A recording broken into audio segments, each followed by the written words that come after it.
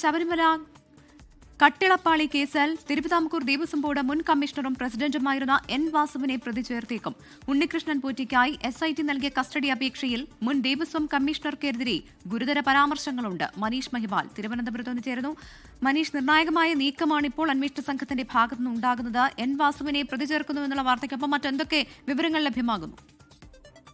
പ്രവിത, നിലവിൽ ശബരിമല സ്വർണ്ണ കൊള്ളക്കേസിൽ 2 FIR ആണ് രജിസ്റ്റർ ചെയ്തിട്ടുള്ളത്. ഒന്ന് ദ്വാരപാലകരുടെ ശില്പം, അതിലെ സ്വർണ്ണപ്പാളികൾ കൊണ്ടുപോയി എന്ന കേസും, രണ്ടാമത്തെ കേസ് ആണ് കട്ടിളപ്പാളി കേസ്. ഇതിൽ 2 കേസുകളിൽ നിലവിൽ ദേവസ്വം കമ്മീഷണർ പ്രതിയാണ് എന്ന രീതിയിൽ ഉണ്ട്. അത് അവരുടെ പദവി മാത്രമാണ് ഉണ്ടായിരുന്നത്. പക്ഷേ രണ്ടാമത്തെ കേസിൽ, കട്ടിളപ്പാളി കേസിൽ 3ാം പ്രതി അത് ദേവസ്വം കമ്മീഷണറാണ്. ആ സമയത്ത് 2019 ദേവസ്വം കമ്മീഷണറായിരുന്ന എൻ വാസുവിനെ പ്രതി ചേർത്തേക്കുമെന്നുള്ള വിവരമാണ് ലഭ്യമായിട്ടുള്ളത്. അതായത് നിലവിൽ ഉണ്ണികൃഷ്ണൻ പോറ്റിക്കായി കസ്റ്റഡി അപേക്ഷ കഴിഞ്ഞ ദിവസം റാന്നി കോടതിയിൽ SIT നൽകിയിരുന്നു. ആ റാന്നി കോടതിയിൽ നൽകിയിട്ടുള്ള കസ്റ്റഡി അപേക്ഷയിലാണ് കട്ടിളപ്പാളി കേസിൽ ഉണ്ണികൃഷ്ണൻ പോറ്റി 1ാം പ്രതിയാണ്, അതിൽ 3ാം പ്രതി ദേവസ്വം കമ്മീഷണർ ആണ് എന്ന് രേഖപ്പെടുത്തിയിട്ടുള്ളത്.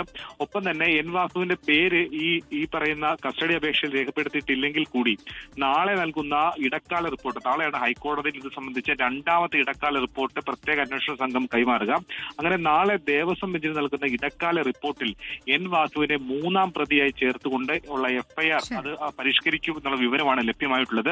ഇത് എൻ വാസുവിന് ഏറെ നിർണായകമാണ്. നേരത്തെ ഇത് സംബന്ധിച്ചൊരു ആശയക്കുഴപ്പം ഉണ്ടായിരുന്നത് 2019 2 പേരായിരുന്നു ദേവസ്വം കമ്മീഷണറായി ഉണ്ടായിരുന്നത്. അതായത് 2019 ഏപ്രിൽ മാസത്തോടുകൂടി ആ സമയത്ത് എൻ വാസു കമ്മീഷണർ സ്ഥാനത്ത് നിന്ന് മാറിയിരുന്നു. അതിനു മുൻപ് ദേവസ്വം പ്രസിഡന്റായും എൻ വാസു ഉണ്ടായിരുന്നു. പക്ഷേ 2019 വാസു തന്നെയാണോ എന്നുള്ള കാര്യത്തിൽ ഒരു സ്ഥിരീകരണം ഉണ്ടായിരുന്നില്ല. പക്ഷേ അന്വേഷണ സംഘം ആദ്യം വാസുവിന്റെ PAയും പിന്നീട് ദേവസ്വം ഭാരവാഹി കൂടിയായിരുന്ന ആളെ അറസ്റ്റ് ചെയ്യുകയും ഇയാൾ റിമാൻഡ് ചെയ്യുകയും ചെയ്തിട്ടുണ്ട്.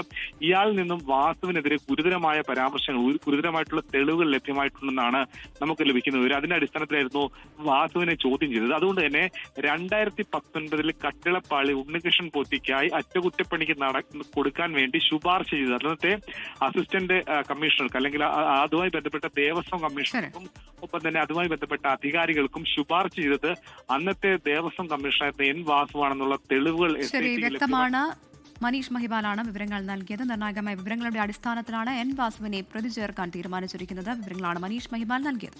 ലോകത്തെവിടെയായാലും ഏത് സമയത്തും 24 വാർത്തകളും ഓഗ്മെന്റഡ് റിയാലിറ്റി പാക്കേജുകളും എക്സ്പ്ലെയിനറുകളും വിശദമായി കാണാൻ ഞങ്ങളുടെ YouTube ചാനൽ നിങ്ങൾക്ക് സബ്സ്ക്രൈബ് ചെയ്യാം.